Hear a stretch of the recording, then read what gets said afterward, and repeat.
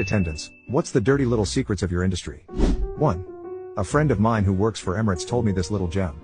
Whenever they fly into Saudi Arabia, Emirates makes the flight attendants lock the entire galley, including all the food, water and drinks, all the napkins and cutlery too. This is because in the past, Saudi Arabian authorities would come on board and literally take anything they want and walk out. And there was nothing the airline or staff could do. 2. I once overheard a phone call at the gate check-in. A flight attendant was hungover, slept in and was going to be pretty late. A minute later, the person at the kiosk made an announcement about how some pre-flight maintenance was going to delay the flight. 3. The flight attendants already know what you are going to say. Every joke, come on, request, complaint. They know you are going to say that thing. If this is their third flight of the day, they've heard it 6 times already. No one is clever on an airplane. 4. My roommate's a flight attendant and she says the flight crew, including pilots, often stays at the same hotel and parties together, and that the pilots often sleep with flight attendants regardless of marital status. I don't know if that counts as a secret of the industry, but she says it is. 5.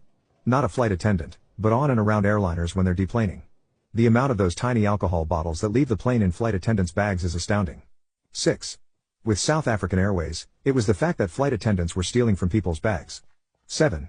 I used to be a flight attendant and when someone was really rude I'd just go to the computer. We had to reset the in-flight TV screens and I'd keep resetting theirs sporadically so that they couldn't watch their movie. Very petty of me, I know. 8. The toilets are near where we sit, and no matter how hard you try to cover the fact that you're taking a dump, it makes a different noise than if you just go number 1. 9. You have a set limit of how many hours you can fly, and you need 12 hours of rest between duties. I've once seen a pilot wait 2 unnecessary minutes to turn off the engine to make the flight attendant out of hours for the next day. 10.